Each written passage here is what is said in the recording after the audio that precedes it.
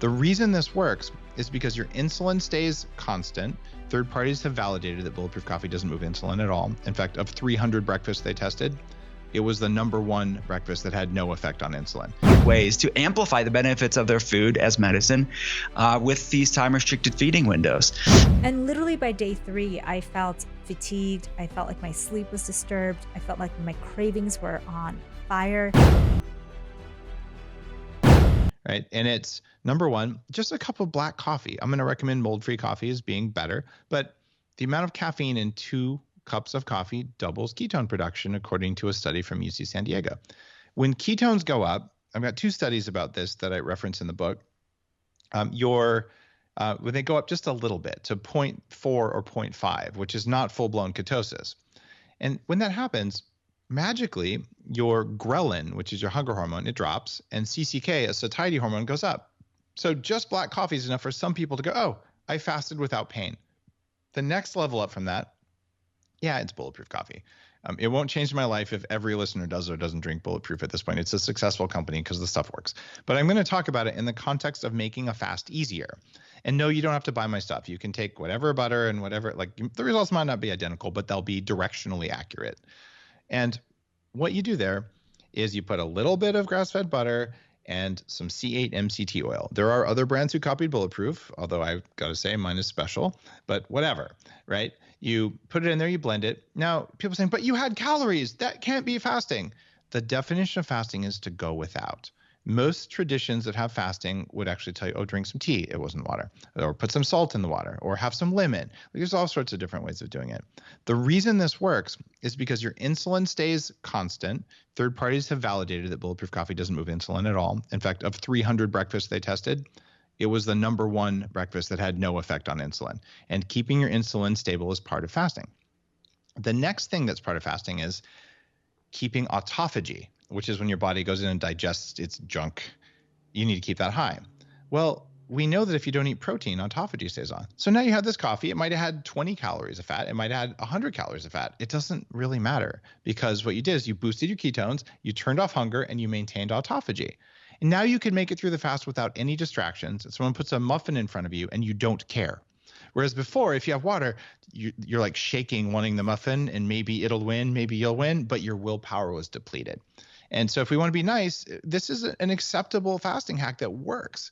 And the third fasting hack that is in the book that no one has written about in the context of fasting, because it's almost like, what's the word, distasteful, or it's cheating to basically say, I didn't want to suffer. Like there's some sort of reason to suffer more than is necessary. Well, it's prebiotic fiber. So prebiotic fiber cannot be digested by your body. So it doesn't raise insulin, and it has no protein in it, so it doesn't change autophagy. But prebiotic fiber, when you're fasting, it gives you regular stools. A lot of people who fast or do keto have constipation issues. It'll solve that. It'll feed the good bacteria, and when they eat it, they make butyric acid, which is a short-chain fatty acid that drives ketosis. So all of a sudden, if you're not fasting to change your gut bacteria, in which case you'd want to do something that doesn't have prebiotic fiber, but for many people that actually is helpful during a fast because it suppresses hunger in many studies and it makes you live longer in something like 50 or 60 studies. It's a big part of my anti-aging book. So I'm like, wait a minute, I got to put this in my coffee or even into your water.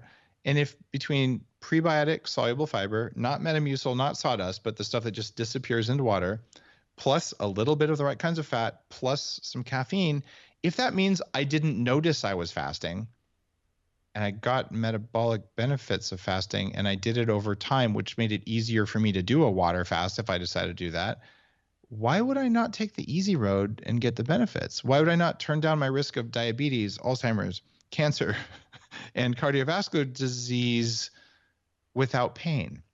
That's the point of this. And then the other point is there's a spiritual side to this we could talk about too.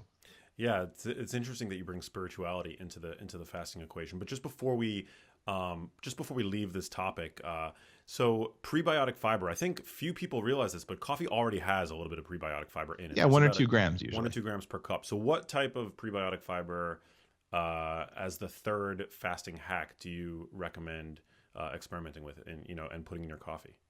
There are a bunch of formulas out there, and I'll talk about the one I formulated for Bulletproof. And again, guys, you don't have to buy anything Bulletproof for this. You might want to, you might not. That's fine. So the one that I put together is called Inner Fuel, and the primary ingredient is acacia gum, which is a sap from a tree that feeds good gut bacteria. It's got hydrolyzed guar gum, where you take enzymes and you break down the guar so that it feeds gut bacteria. And there's clinical studies for the amounts of what are in there that say they feed the good species. And there's also larch arabinogalactin, which is another basically plant sap. So these are special plant soluble fibers that don't come with all of the other toxins. If you eat the rind and skin of a plant, you get lectins or you get oxalates, you get things that actually make you hungry. And this is just the purified parts of the plant that feed the bacteria. So you do that, like, oh, my body thinks I didn't eat, but I'm not hungry. You're like, yes, that's acceptable. And that's something you can do most mornings without suffering, without pain, without willpower. And then you take your willpower and use it in your career, use it to support your family. And it's a working fast.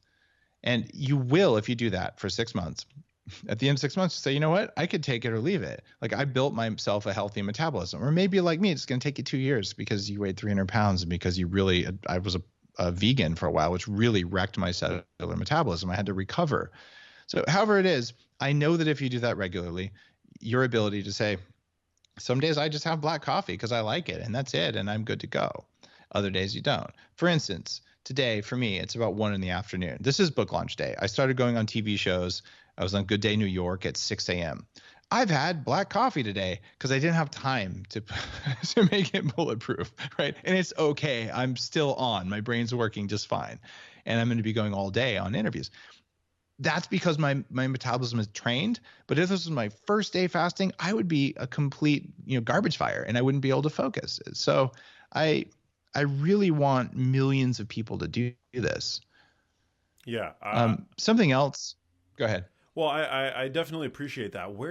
How do you reconcile the benefits that can come from fasting with the, like what we know that we need to get during our feeding window in terms of like adequate nutrition and specifically also protein requirements, so that we don't become catabolic and end up losing all of our hard-earned muscle for people that like to train, for example.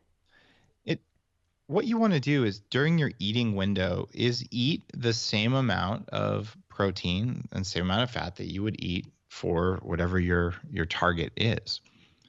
And it's not as hard as you might think because you're going to be pretty hungry at the end of a fast. Have a really big lunch and have a reasonable dinner and you can hit your protein requirements. It's very doable. You can put on muscle when you're doing this. But if instead you're saying, oh, well, the fast kind of reduced my hunger and I just had, 3 ounces of protein for lunch. Okay, you're going to lose weight. You'll lose fat, but you'll probably lose some muscle too. And if your job is to get swole and you want to put on more muscle than you normally would carry in a normal life, you're going to have to eat more protein than you normally would.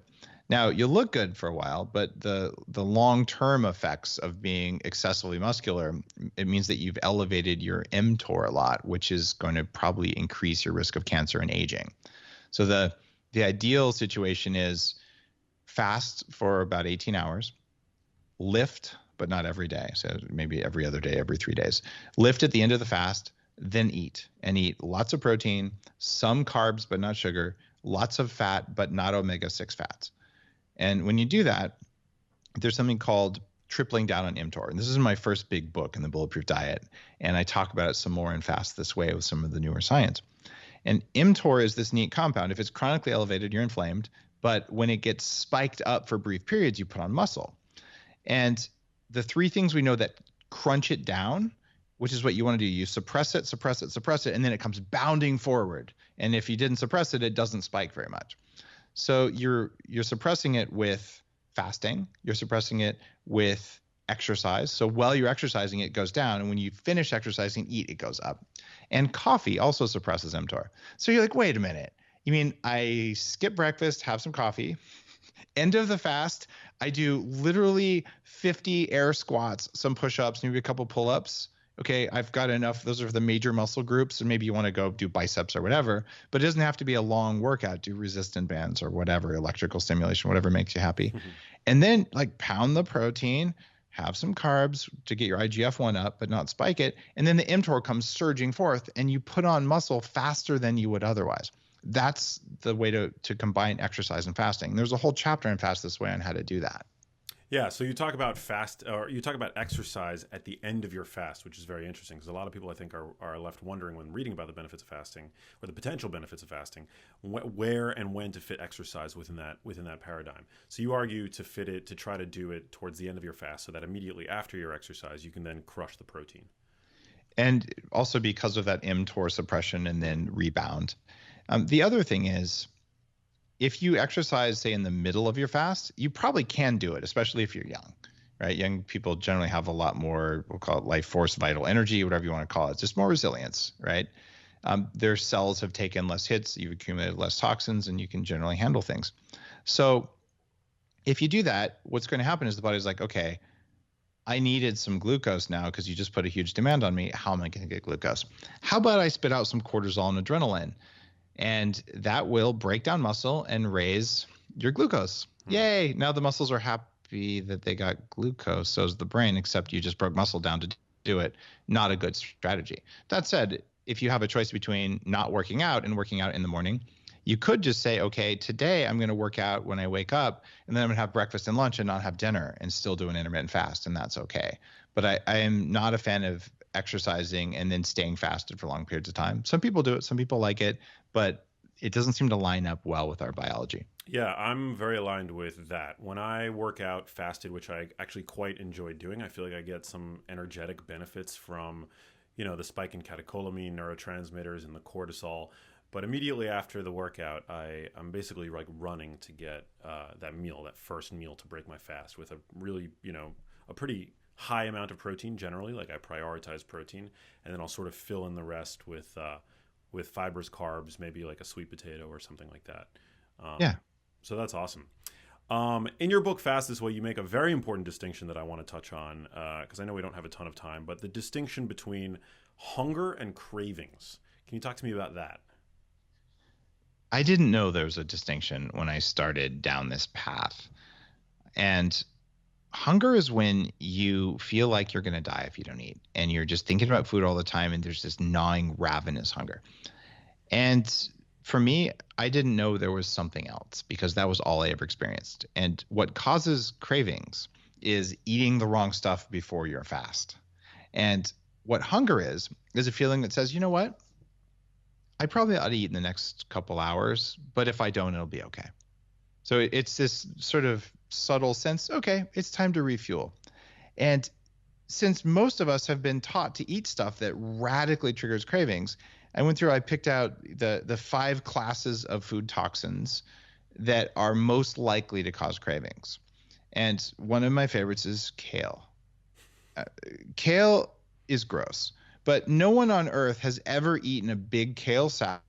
Keep in mind, I was a raw vegan. And afterwards, God, I'm so full and satisfied, I couldn't eat for 4 hours. What you think is, could I have another piece of like deep fried kale or something? Or like, is there some walnuts or something? Like it makes you not satisfied. And this is because kale doesn't want you to eat it.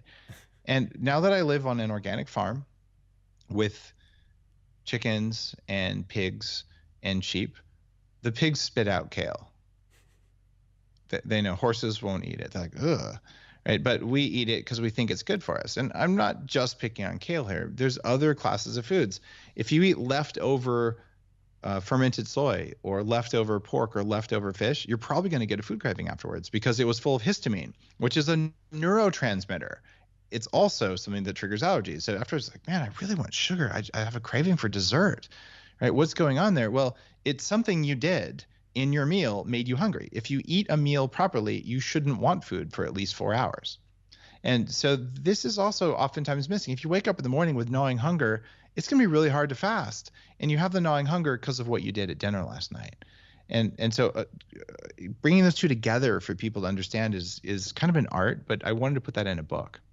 Yeah, I also feel like, one of the, in fewer words, you make the distinction that hunger is physiologic, whereas cravings are psychological, and often can be influenced by food manufacturers, and conditioning and emotional states and things like that. I think that might be oversimplifying it, Max. Cravings are biological most of the time. You give someone MSG that's not labeled as MSG. There's organic MSG. It's 74% MSG by weight, but it doesn't have to be labeled that way. You will get a physiological food craving. And if you're lonely or bored, you may get an emotional food craving, right? So food cravings are slippery, but the vast majority of them, the really intense ones, are physiological. And then the ones that are like kind of always present, like, oh man, I'm not that hungry, but I feel like eating right now. That's usually boredom and psychology and loneliness and things like that work in. And those are both different sensations than hunger. And fasting, the good thing is it teaches you how to feel the difference between, oh, and I guess I could eat. And one of the things I'm doing, Max, for the first time is I'm teaching my book. And I was a teacher for 5 years at the University of California, and I love teaching. And I just realized I've been writing all these books, but never taking the time to go teach it to people. So when people get Fast This Way and they read it, I'm doing a fasting training for 2 weeks where I'm just teaching people for free as a gift how to do the fasting. And we're doing this with more than 20,000 people all at the same time with training every morning, live Q&As, all that. I'm not asking for money for it. I just want people to learn. And doing fasting in community is really cool. And I know a lot of your followers do stuff with you. You're always just out there on Instagram like, hey, this is what I'm doing. Like, join me. And so doing things like intermittent fasting with people is really important. And I'd say, guys, if you want no cost, I'm not asking for anything, go to fastthisway.com. And because the book's coming out right now, you pick up your book, read it, I'll teach it to you, and then you get to talk with other people as well as live Q&As, because I think it's so important, especially now when people are freaking out. There's all kinds of stress. What if we turn off food stress? What if we turn off even some of the, oh my God, if I don't eat 6 times a day, I'll go into starvation mode. That takes it from food stress into fear stress. And we just have too much of that going around. I want to turn the volume down a bit. Yeah, I appreciate that. I also like how in your new book, you underscore that fasting is about flexibility. It's not about rigidity. And so many people, I think, approach fasting, especially when they're first getting started with it, with this very rigid mindset, which we know is not the way, that's not the path forward to a healthy relationship with food, let alone wellness and well-being, and having a sort of healthy mindset. So what are some of the how do you recommend that people listening should get started with your method that you advance in your book?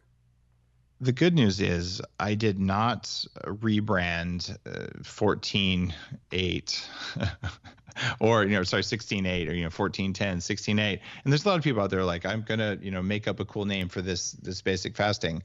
There is a fasting roadmap that is also free that has the basic info that's in the book. You can get it. It's also on the Fast This Way website. And the way to get started is, let's say you're overweight, right? And let's say that you've never fasted before. There is good evidence that a 12-hour fast is a good place to start. And you can work your way up to 14. And you don't have to do it every day, especially for women with substantial weight to lose. Every other day is a really good way to do it. And I've interviewed people on Bulletproof Radio who did studies, studies especially of women, who found Monday, Wednesday, Friday doing a 16 or an 18-hour fast, their ketones rise over the course of the week. They're getting metabolic benefits. This is a very gentle program, which is a lot easier on your willpower, but it's also easier on your body as you get used to it. It's like starting an exercise program. You don't just like go start doing the CrossFit WOD of the day because you're not ready yet. You got to get into it. So the way you get started is have dinner a little bit early. Earlier is always better. So eat dinner at 5 or 6 instead of 7 or 8. Target at least 3 and ideally 4 or 5 hours before bedtime. And the reason you do that, it's okay, you finish dinner at 6, you go to bed at 10, you got 4 hours before bed. Say you sleep for 8 hours. You just did a 12-hour fast. Congratulations. Just by having an early dinner, it wasn't that hard, right? And then you say, okay, I can do better. I'm going to have breakfast at 10 a.m. instead of earlier. Look, you just did 14, 16 hours. And say, oh, maybe I'll go till noon. Okay, congratulations. You did an 18-hour fast, but you really just told yourself you skipped breakfast, right? Now, most people, including me when I was overweight, at around 10:30 or 11, you get like cold, shaky, and everyone around you turns into a jerk. And what's going on with that is, okay, you didn't have the metabolic resilience, the blood sugar regulation, all you needed. So your body's freaking out and you don't feel good. And now you're not showing up the way you wanted to because it's the middle of the work week. You're not at a fasting retreat. So that's when the fasting hacks come in. And you can use those to do that at 8, do that whenever you were going to have your morning coffee. And then you sail through the morning. And then lunchtime comes and you have the peace of mind to just say, I'm going to choose what to eat. Versus the ravenous, oh my God, is that a taco? Right? The mindset difference, it's hard to even put words to it. And this is my first book where I fasted in a cave for 4 days because I was afraid of being alone. And I was afraid of being hungry. And I hired a shaman to drop me off. And I tell the story of it. But the reason behind writing a book on fasting, dude, a book on fasting is easy. Step 1, don't eat for a while. Step 2, it's good for you. There's plenty of books full of science like that. And the science is in here, but it's more about how do you actually do it. That mattered to me. So the way to get started is do at least 12 hours 3 times a week. Everyone can do that. And then go up from there. Few people benefit from doing 1 meal a day every day. It's usually too much. And that's the fasting trap, which is the same as the keto trap, which is the same as the vegan trap.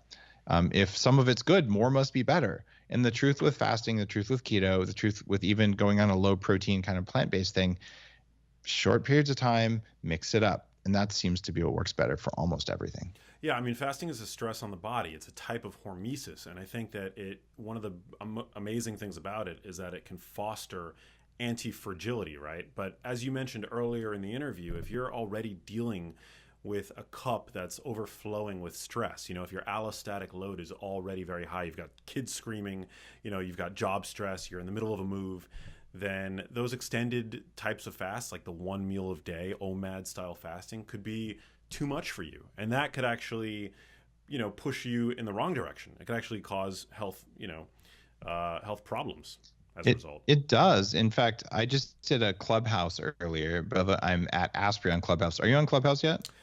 People I feel like are talking about it, and I don't yet know what it is. So yeah, I'll send you an invite. There's it's invitation only. I'll get you one after the show. Cool. But it's basically a way to have just this conversation with people who just want to step up, if you're at a bar or something. It's pretty fun. But one of the ladies who came on, she's like, Dave, I did OMAD for 2 months straight, every night, every day, 1 meal a day. She's like, and every time my body starts to not feel good, I get acidic and I don't smell good and I don't like my life. So I fail every time, but I keep trying to do it. And I'm like, well, here's the deal. You're doing it wrong. You're overdoing it. So if you did OMAD once a week or twice a week, or if you did slightly shorter fasts some of the time, that mixing it up thing, then it becomes a sustainable practice for decades that will make you live longer. But it's that just sort of jumping in all in, it doesn't work. Just like when I worked out 6 days a week, an hour and a half a day for 18 months to try to lose weight. At the end of that, I still weighed 300 pounds and I had sore joints. I was strong, but I stayed fat because I was overtrained. Yeah, well, we don't have that much time left, but there's one thing that I have to bring up before I let you go, and this is a post that you posted on Instagram that 1 million people must have sent me. It was a photo of hummus and kale, and you assert very very very very aggressively that kale and hummus are not superfoods. They aren't delicious. They aren't good for you. They want to kill you. And I have to bring that up because I actually happen to like kale. I like kale salads. I just want to push back a little bit on that. And it's okay to be weak, Max. We all have I like heroin and cigarettes too, right? But I don't do them. Actually, I don't like either one. But here's the deal, man. Why would you do that to your kidneys? We know that high amounts of oxalic acid are not good for anyone. We know that they shred your gut. And we know that kale accumulates thallium more than anything else. What most people don't know is that when we took lead out of gasoline, we replaced it with thallium, which is 1,000 times more toxic. So given that this one plant accumulates it, even organic kale has high levels of thallium. Many people who like kale, by the way, nice work of self-deception there. It's okay. You like chocolate more than kale. You do. Anyway. That's true. You go there and you're like, okay, you've got problems. Like your thallium levels are up. And I talk to functional medicine doctors all over the place who are saying, I'm seeing high thallium in my kale lovers. So I don't know, you could like punching yourself in the face, but can't you find a better habit that you like more? Is there any dose that you think that I can safely eat so that I can have my cake, my kale cake, and eat it too? Or is it kale like cake?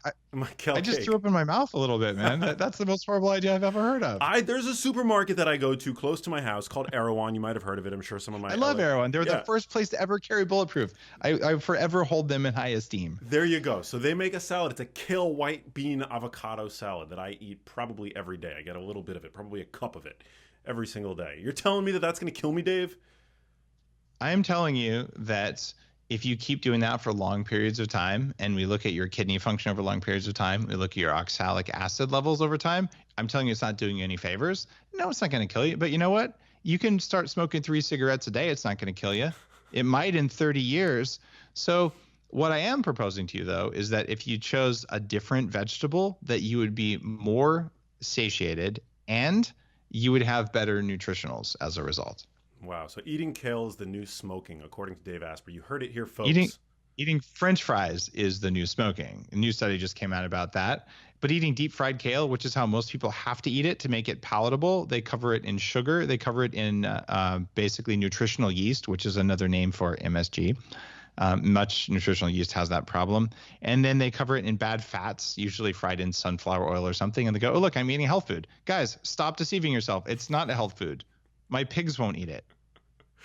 All right. Well, you know, I still love you even if you eat kale. All right. Well, I guess we've reached an impasse. We can agree to disagree. I'm gonna keep eating that kale avocado white bean salad because I love it so much. But I will concede that, you know, there's probably some heavy metals in it that you know. Can I make a suggestion Yes. to improve kale for everyone who wants to eat it? Let's hear it. If you can cook your kale and you boil it and you pour off the water, that'll remove a third to a half of the oxalic acid and probably some of the thallium, especially if you use distilled water when you boil it. And if you add either calcium carbonate or just baking soda, or best of all would be potassium bicarbonate to the water when you cook it, that'll precipitate out those little tiny crystals of oxalic acid, the ones that get into your blood and stick to your calcium and cause those problems systemically, the joint pain, the foot pain and stuff like that. The pain in your vulvodynia is associated with high oxalic acid as well. So you can get it out with cooking it. And that's why raw kale, which is like your self-flagellation salad there. It's like it's the hardest one on you. But even if you're going to do raw kale, if you were to take a little baking soda or a little bit of potassium bicarbonate with it, so that in your stomach the crystals will form instead of the oxalic acid absorbing and forming crystals in your blood, that's a really good practice to stay young and then to have your kale and eat it too. Or arduous about these sort of things. So if someone knows they're having late night dinner plans, have the 12-hour window different. Do 10 a.m. to 10 p.m. And for some people, if you even look, I mean, that's just social stuff. But some people have crazy work schedules. They're working graveyard shifts and they're working strange hours that are always changing. They're going to have to make it work with their life. So that's what I want people to start to get that rhythm that works for them based on their social life, based on their work schedule, all of this stuff, because I want it to serve them long term. And I realize not everybody has the same schedule, so we have to pick these tools up and use it in a way that makes sense for us. Agreed. You've talked about some of the neurological benefits of intermittent fasting, but what we're specifically talking about here is a form of intermittent fasting called time-restricted feeding. Can you speak to some of the benefits that people, perhaps without neurological issues, some of the benefits that they stand to gain from doing this form of time-restricted eating? Sure. So, I mean, there's a few things that are going on here specifically to the brain. I mean, first of all, you have the benefits of ketosis. When your body's producing beta hydroxybutyrate, this ketone body, it isn't just a way to burn fat, which it is, but it passes through the blood-brain barrier. It's considered a signaling molecule or an epigenetic modulator. It does really cool things for our health. And the brain there's a lot of research looking at the brain, but improving BDNF is one, brain-derived neurotrophic factor. For your listeners, most of them probably know already, but actually making new neurons, the brain's ability to do that. But also it improves mitochondrial biogenesis, actually making new mitochondria, making your mitochondria stronger and more resilient. It improves autophagy, which is, again, your followers know this, but for people that are newer, maybe to the show, cellular recycling. So think of it as your anti-aging, anti-disease pathways, and lowering neuroinflammation. So a lot of neurological problems are inflammatory in nature. So beta hydroxybutirate's ability to lower things like NF-kappa B, lower things like the NLRP3 inflammasome. These are pro-inflammatory problems that are high in a lot of people. COX-2 pathway as well. So there's so many really cool technical things, but basically what people need to just think about it from a general standpoint is these pro-inflammatory problems. And a lot of things are along this inflammation spectrum, from full-blown neurological autoimmune issues to the epidemic of mental health, brain health issues like anxiety and depression, fatigue and brain fog. These are shown to have inflammatory components as well. A whole field of research looking at this, the cytokine model of cognitive function, basically research looking at how inflammation impacts how our brains work. And mental health is not separate from physical health. Mental health is physical health. Our brain is part of our body. So we have to look at these things that fasting and many other things can do. But specifically, what we're talking about now is what can fasting do for our brain and our bodies systemically. Yeah, I love that. One of the benefits of intermittent fasting is that it provides an easy way to moderate calorie consumption. And I think some critics of the buzz surrounding intermittent fasting would argue that, it really is just another tool to enter a calorie deficit. But you talk about in your book that there are significant differences between chronic calorie restriction and intermittent fasting, that they're not necessarily the same thing. Can you speak to that? Sure. So you're right. There are some studies that show that, especially the deeper time restricted feeding windows, people tend to eat less calories because they have less time to eat, or many other reasons, I'm sure. But that is, other studies have shown when you control for calorie intake, the people that ate the specific windows, the time restricted feeding windows, did better, even if they were eating the same calories over a long period of time. So this is quite different. So it's a slight caloric deficit has its benefits, especially if somebody's eating too many calories. So that could be a fringe benefit of time restricted feeding, but it's not the only benefit. And I think that that's the exciting part of this, is that if someone if they're not really concerned about how many calories they're eating, I don't want people to get super obsessed about that anyways.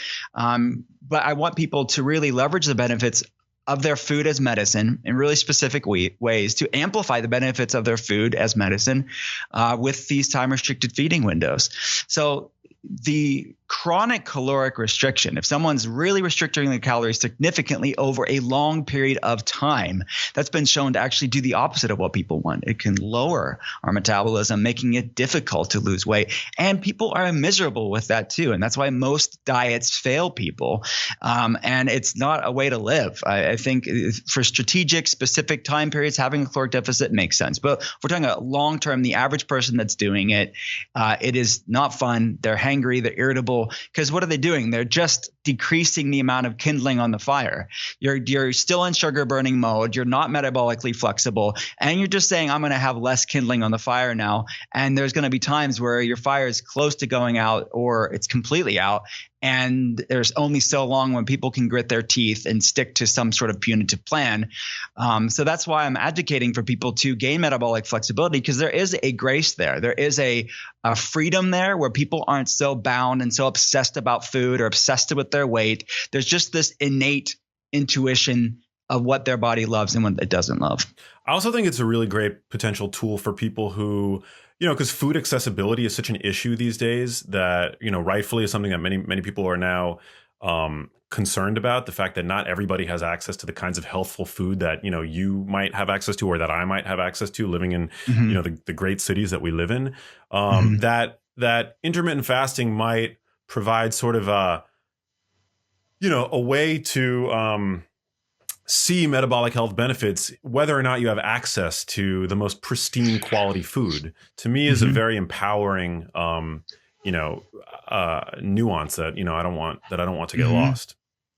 No, absolutely. It's completely free. I mean, if someone doesn't have the ultimate diet, we're talking about a tool that's completely free for you to take whatever you're eating, even if it's not perfect, and take it to the next level. I love that. That's a great point. And, Pittsburgh's come a long way, but I mean, it's not LA, and that's where I'm based. And I get a lot of my patients like, where the heck do I get this stuff? And they don't have to be perfect. They really can do the best they can with the access they have, which was what is within their budget and do amazing things for their health. Like you and I both see this all the time, but you don't have to be perfect. These are like very practical things that really anybody can do to take their health to the next level. They don't have to live in Erewhon, as great as Erewhon is.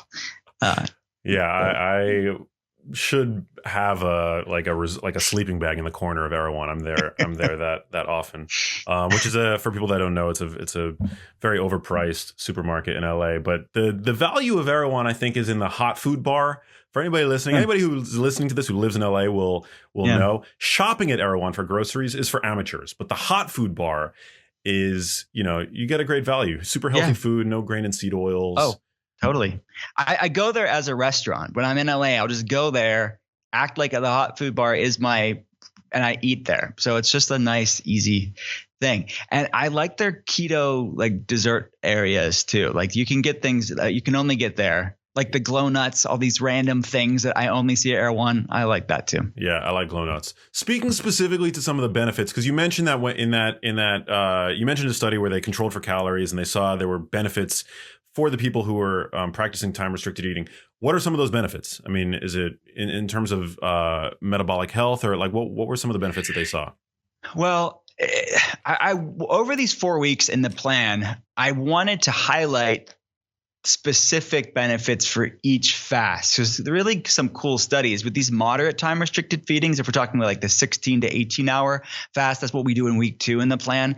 There's a lot of research around cardiometabolic improvements, decreasing chronic inflammation, but also decreasing the insulin resistance and all the other cardiometabolic problems that many people have, which is kind of a hallmark of metabolic inflexibility or metabolic rigidity. Is people are hangry, they're irritable, they have inflammation.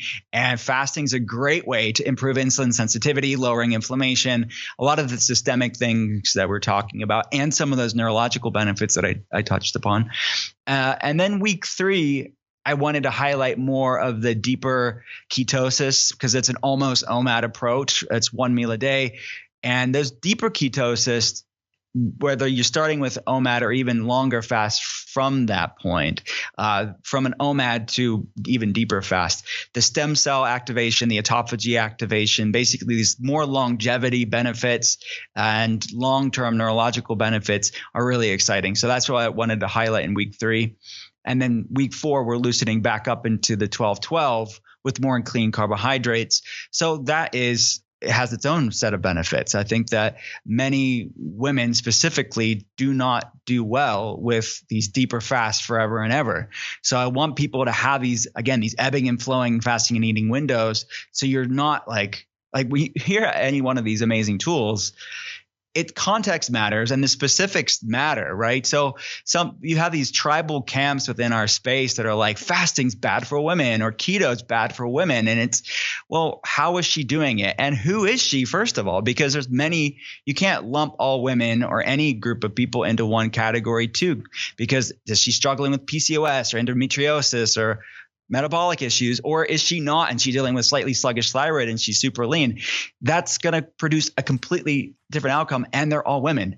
So I wanted to really talk about this throughout the book. Is bio-individuality, which is the heart of my work in functional medicine, is that you can cherry pick studies or cherry pick anecdotal evidence any way that you want to, but I want people to have their own one experiment for themselves to see how can they use this tool. And it's not all or nothing. It's about how can you use this and leverage the benefits without doing too much that doesn't work for your body. Yeah. So, I mean, that begs the question, who shouldn't fast then?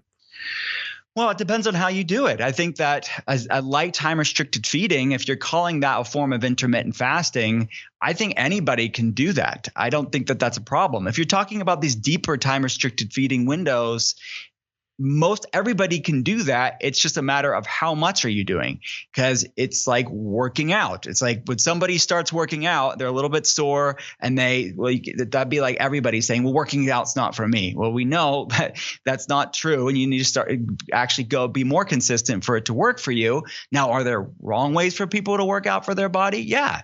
And I think that's the same context within fasting. How are you doing it? How much are you doing it? Are you doing it the right way that works for you?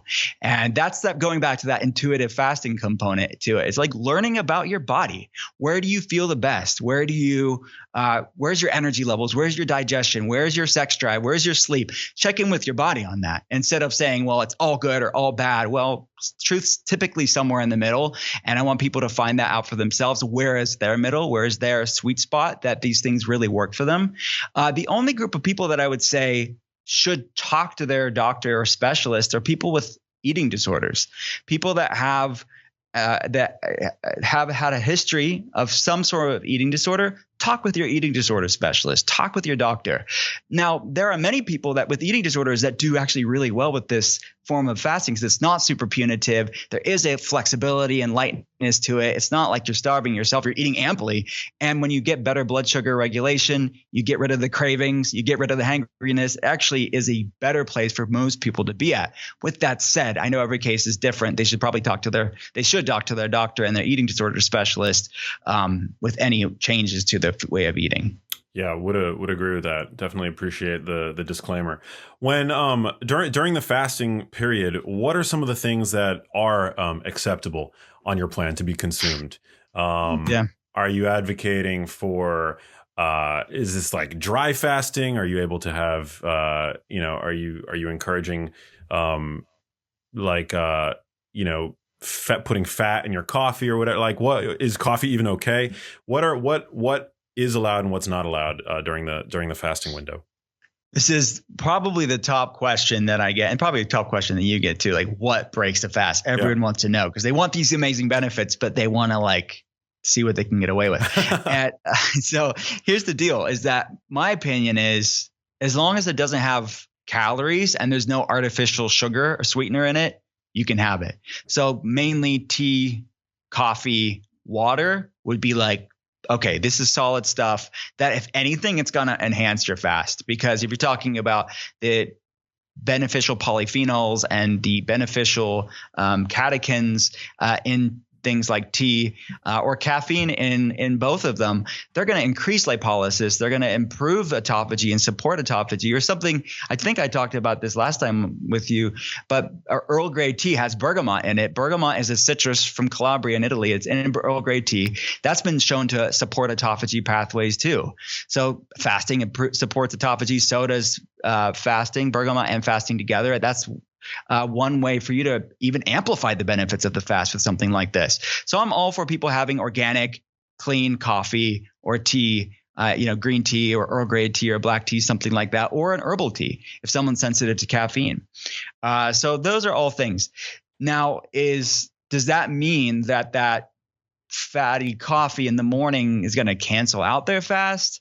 No, it's not. And I see those foods as almost like a gateway substitution for people that are trying to get off of the unhealthy Western breakfast foods, like of the refined carbohydrates, the sugars and things like that.